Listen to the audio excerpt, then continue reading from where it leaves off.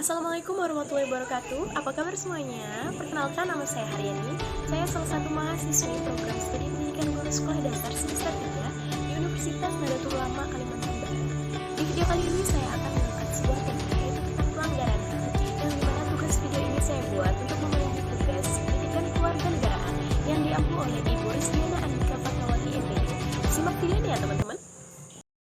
Setelah melakukan penyelidikan mendalam, Komnas HAM akhirnya mengumumkan hasil investigasi mereka soal kasus penembakan terhadap 6 laskar FPI. Dalam hasil tersebut, Komnas HAM menyatakan ada pelanggaran HAM yang dilakukan oleh aparat. Terdapat dua konteks yang dikemukakan oleh Komnas HAM dalam kasus tewasnya 6 anggota laskar FPI di Tol Jakarta Cikampek KM50 beberapa waktu lalu itu. Dikutip dari Kompas.com, Jumat 8 Januari 2021, konteks pertama yakni 2 anggota laskar FPI tewas seusai bersitegang dengan aparat kepolisian. Kemudian tewasnya 4 anggota laskar FPI lainnya disebut masuk dalam pelanggaran HAM. Hal ini seperti diungkapkan oleh Komisioner Komnas HAM Khairul Anam dalam konferensi pers. Anam menjelaskan keempat anggota laskar FPI itu sempat dalam penguasaan aparat ketika masih hidup. Seperti diketahui, peristiwa penembakan yang menewaskan 6 laskar FPI itu terjadi pada 7 Desember 2020 lalu. Terdapat perbedaan kronologi yang dituturkan oleh FPI dan juga kepolisian. Pihak kepolisian pun sudah menggelar rekonstruksi pada Senin 14 Desember 2020 dini hari. Dalam proses tersebut, polisi menggambarkan bahwa anggota laskar FPI menyerang petugas lebih dulu. Kendati demikian, polisi mengatakan hasil ini belum final. Tidak menutup kemungkinan akan dilakukan rekonstruksi lanjutan apabila ada temuan baru.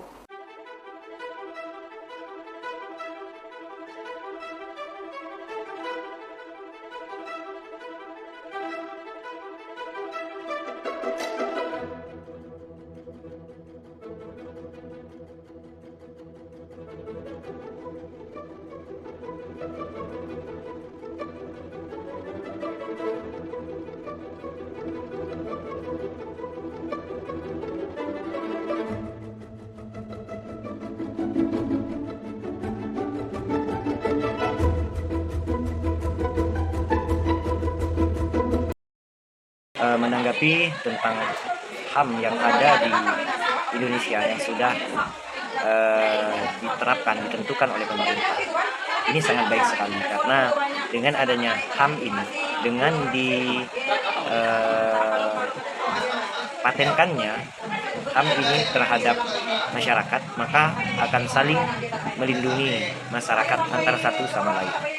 Nah, contoh yang sederhana yang sedang terjadi saat ini, kasus Mulyadi, yang mana dalam paparan videonya itu membuat salah satu dari masyarakat Kalimantan Barat yang tidak setuju.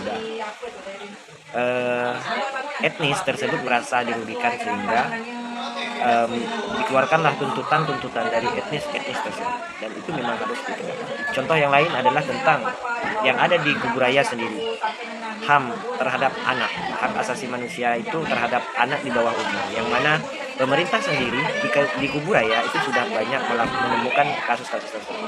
Salah satunya kemarin yang ada sendiri di desa yang ada di Kuburaya khususnya, dan itu seorang kakek menikahi anak yang di bawah umur 12 tahun, sehingga HAM itu memang harus ditegakkan karena merugikan anak atau si wanita tersebut. Jadi HAM ini sangat baik untuk diterapkan di Indonesia karena Indonesia adalah negara demokrasi yang mana saling menjaga satu sama lain. Penegakan HAM di Indonesia sudah berjalan dengan baik. Contohnya kasus kekerasan di rumah tangga. Sudah ada pasal dan undang-undang yang mengaturnya. Assalamualaikum warahmatullahi wabarakatuh. Pertanyaan yang diajukan adalah, apa hukuman yang pantas untuk orang yang melanggar HAM?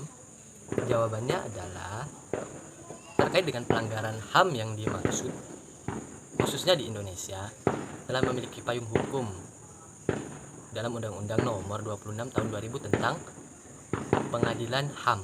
Untuk melindungi HAM, pelanggaran HAM akan dipaksa dan diselesaikan melalui Pengadilan HAM. Pada pasal 10 Undang-Undang Nomor 2006 Tahun 2000 dijelaskan bahwa penyelesaian kasus pelanggaran HAM berat dilakukan menurut ketentuan hukum acara pidana. Maksud dari acara pidana itu dia acara hukum, acara yang secara umum melanggar HAM.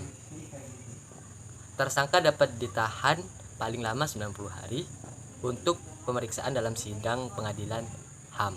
Itu tergantung hukuman HAM-nya. Ketika pelanggaran HAM yang dilakukan itu ringan, maka hukuman juga ringan. ketika pelanggaran HAM yang dilakukan itu berat, maka bisa hukumannya hukuman mati. Salah satunya contohnya ya ini hukuman asasi manusia. Tersangka merupakan suatu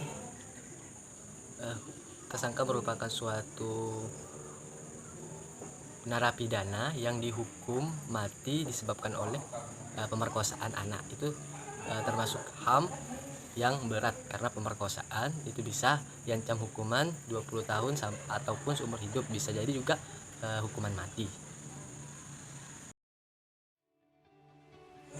Baiklah, itulah sebuah video tentang pelanggaran HAM yang saya dapatkan dari beberapa narasumber.